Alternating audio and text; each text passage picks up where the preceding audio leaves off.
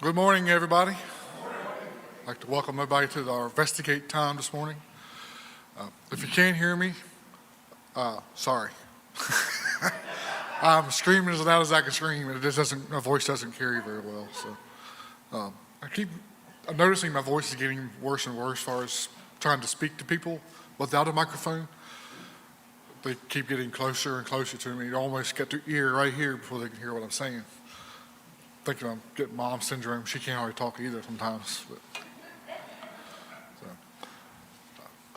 Anyway, I want to continue with Zach's sermon this morning again, and Mike Parks' devotion this morning, for communion this morning.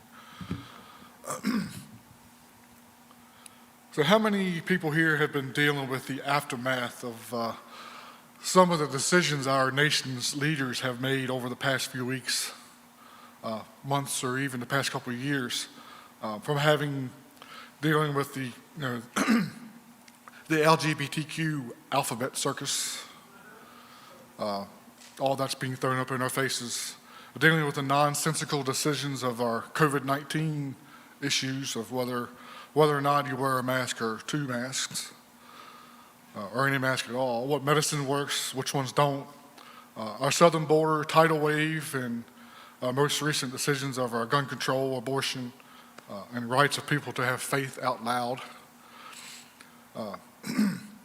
Has anybody been dealing with that in personal relationships with other people? Nope, nobody? Couple, right? It's a never-ending battle, isn't it? I heard a story on the radio the other day. I listened to talk radio a lot. And I'm not being condescending on this story. I just want to share the story because it's kind of a little bit intriguing in some people's mindsets. The mother and daughter deciding to beat the whole gender identity and are now birds. B-I-R-D-S, in case you didn't understand that. They are now birds. The mother is a cardinal. The daughter is a blue jay. They don't have genders like, some people will say the non-binary. It's none of that idea. They're not male nor female. They've taken the idea of the they, them, their concept that's out there, dropping the TH. It's M, air, and A is their way of pronouns that they're referring to themselves about. So by dropping the TH, they are now ungendered altogether. So my name is now Amos. Sorry, I just had to throw it out there. So I'm no longer male nor female. So wow, the idea of this, the intelligence that must be going on in that whole concept just blows my mind. So with all this going on, how many arguments have been made against Christians and God and vice versa? Arguments for God and for Christians. We get caught up in these feuds of things of the world. Do you feel like you've been thrown under the bus in this whole idea? What I mean by that is people are so tunnel vision that all Christians, whether you're from the Catholic religion to any religion, actually seem like they're the ones who are being offended against, I guess I should say. People are so tunnel vision that they can't see any possible way you could be a different kind of Christian. Like, it's the whole world. What is the church of the world? It's the Catholic Church, right? So unless the world considers anything other than the Catholic Church to church, you're irrelevant. It's whatever the Catholic Church says. The entire Christendom goes by that thought, that process of thinking that they do. The world has a bigger voice as to what a Christian looks like than what a true down-to-earth Christian is. The world finds the worst in every circumstance to show see, told you, that's how they are, all of them. The Catholic Church has somehow become the model of Christianity. But we should not expect anything different because we were told things will be like this, right? If you want to look at 1 Peter chapter 4, we get, Christians get told how to be a Christian by people who are not Christian. And they put you in this box, and you can't go outside of that box, even though their box is totally wrong of what Christianity is, what it's all about. Like Zach said this morning, you're expected to be, they see, the somber people, the pickle juice drinking, lemon sucking people all the time, or however you put that. And that's what they see, and that's what they always expect every Christian to look like, to be like. Hateful, God-hating, these types of people, so therefore all Christians hate these type of people, even though we don't hate the LGBTQ people. We just don't like what they do, because God does not like what they do. It's not the people themselves. They're souls, right? They're souls just like everybody else. They're no different. They're just lost. In God's eyes, they're lost. Anyway, 1 Peter chapter 4, starting in verse 12. Beloved, do not be surprised at the fiery ordeal among you, which comes upon you for your testing, as though some strange thing were happening to you. But to the degree that you share the suffering of Christ, keep on rejoicing, so that also at the revelation of his glory you may rejoice with exultation. If you are reviled for the name of Christ, you are blessed, because the Spirit of glory and of God rests on you. Make sure that none of you suffer as a murderer, or a thief, or an evildoer, or a troublesome meddler. But if anyone suffers as a Christian, he is not to be ashamed, but is to glorify God in this name. So Peter tells us, don't be surprised. We should be glad because they are seeing Christ in you, right? People give you a hard time because you're a Christian, or they see the things in your life that are against what they're doing in the world. Count that as a blessing. Don't try to defend yourself because of that. You know what I'm saying? That is something we should be rejoicing about. We shouldn't be upset because people don't like us as Christians. Again, we rejoice because it is through God's glory that they recognize him in you. That's a profound statement to me. Being recognized as one who follows Christ by my actions, not necessarily by my words. He also warns us to basically not do as the Romans do. Look at verse 17 to 19, same chapter. For it is time for judgment to begin with the household of God. And if it begins with us first, then what will be the outcome for those who do not obey the gospel of God? And if it is with difficulty that the righteous is saved, what will become of the godless man and the sinner? Therefore, those also who suffer according to the will of God shall entrust their souls to a faithful Creator in doing what is right.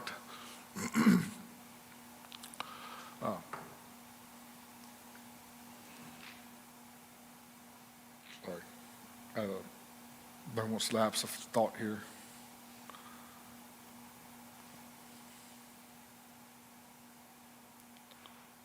Anyway, this is a time of threshing.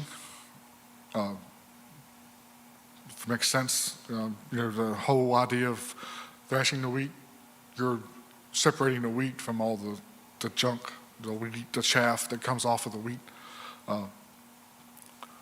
Same idea in our Christianity. Those who are not truly following Christ, when these ordeals like these arguments come about, your true colors shine through. And this is the separating of the good and the bad. basically. Judgment on how you hold up is what's happening. Handle yourself in tough times. How do you perceive Christ when you're having discussions with people who are of the world about hot topics? How are you doing it? Are you getting them in the face and pointing their fingers back at them like they're doing you? Are you trying to reason with them correctly? They're not Christians. They're not going to follow our rules, God's rules. So how are you dealing with people who are not Christians? How are you doing it? How are you, how's the weather where you're living? How do you handle yourself in tough times? Are you going to give in and do as they do, to scream and yell back and come up with your own arguments of why this is wrong and this is right, and so on and so on? Are you the cause of dissension among the people, whether in church or in the world? Are you name calling? Are you pointing the finger back? Yelling at your accuser like a lunatic? I've seen a lot of that. See stuff on Facebook. It's just, you're supposed to be a Christian. Why are you acting like an idiot?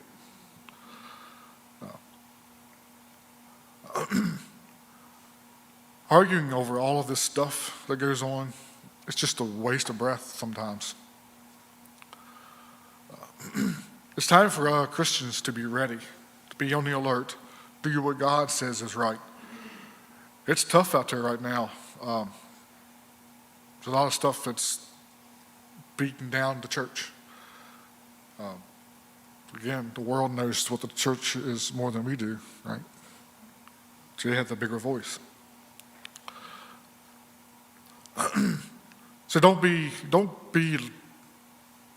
involved, I guess, I'm not saying. Don't get joined in by those arguments. Don't get sucked in by it. Don't lose, again, don't take the blue pill. You've seen The Matrix. Don't remain in ignorance. Know what you're talking about. We need to take the red pill. Live the changing truth, as they say in the movie. Peter says it is with difficulty that the righteous shall be saved. So don't become a godless man or a sinner. Don't do that to lessen the strife in your life. Don't join in to, go along to get along kind of thing. Don't do that as a Christian. Hold your ground. If you have faith in God and He says not to do whatever, don't do that. Don't get involved in those arguments. Leave it as, it's your opinion, this is my opinion, even though our opinion can be fact. The good news is there will be an end to all of this stuff. God wins in the end, right?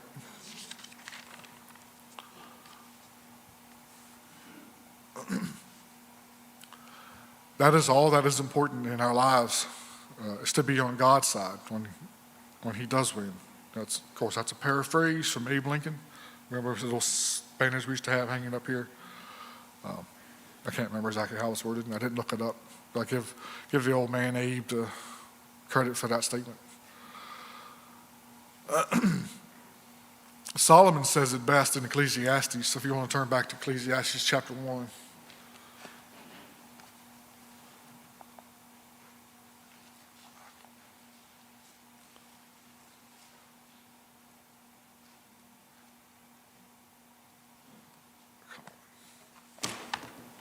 I guess I put it in my thing. That's what I got it from.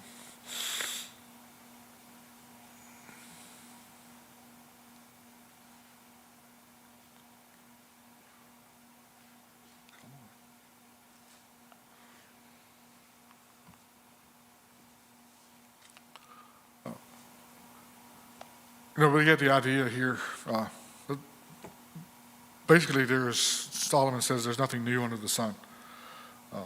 If you want to read all of chapter 1, just it blows my mind how fitting some of this stuff is in our life today.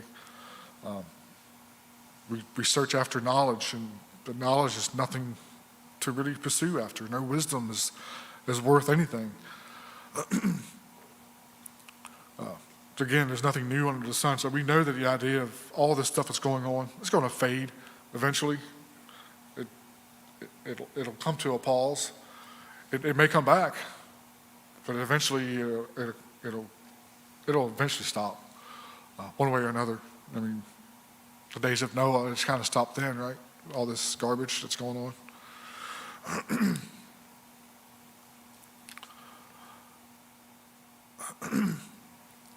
All things go in cycles. In other words, these things that have happened before, they ended and they returned, and they ended again. So don't get caught up in all the hoopla of the world.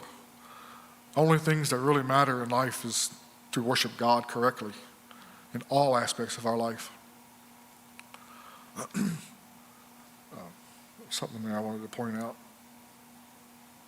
I didn't write the verse down, I'm sorry.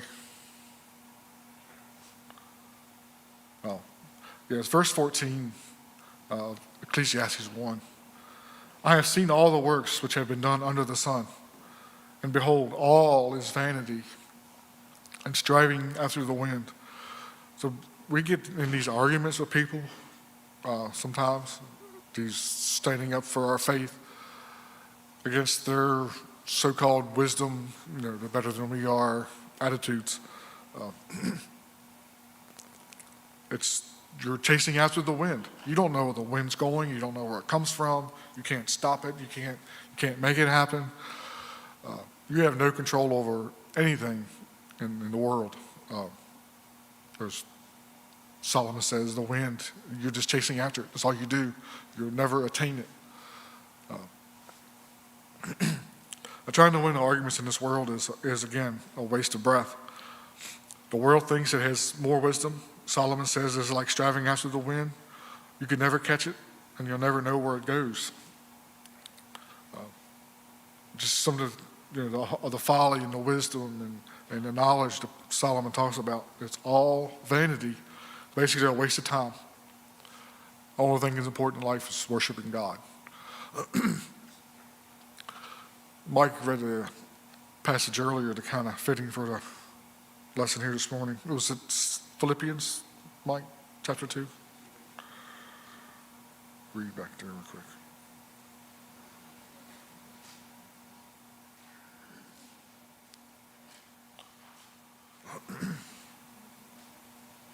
Which verse was it, Mike? 15, that's right. Sorry, I got my memory on that one. We'll start at 14. Do all things without grumbling or disputing, so that you will prove yourselves to be blameless and innocent, children of God, above reproach in the midst of a crooked and perverse generation, among whom you appear as lights in the world, holding fast the word of life, so that in the day of Christ I will have reason to glory, because I did not run in vain nor toil in vain. That is a profound statement. Just do what God expects you to do. Don't worry about anything else. All the other stuff is just distraction. There's nothing you can do about it. You can't change the world by our thoughts. The only thing we can do is teach Christ. And Christ will change people one at a time if it has to be. That's it. That's all my lesson this morning. Anybody need communion that didn't get communion earlier? Sorry, I didn't. Rachel? Take a moment for Rachel, her communion. And Hunter also.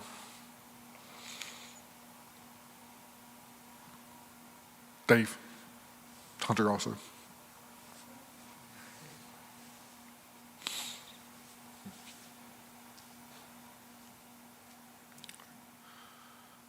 Dan, would you close in prayer for us? Heavenly Father, we thank you, Lord. And we thank you, Lord, for setting this day aside for us. And we thank you, Lord, for being able to come together and worship you and praise you. We just thank you, Lord, that those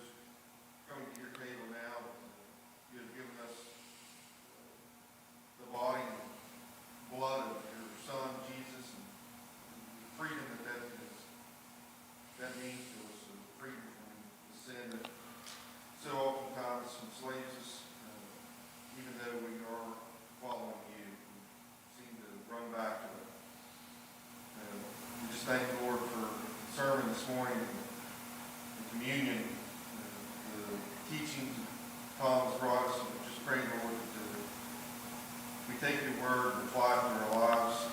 Don't just leave it within our minds, but let that focus into our hands and feet so that we can go forth and be the lights that you've asked us to be. In Jesus' name we pray. Amen. All right. Thank you all for your time.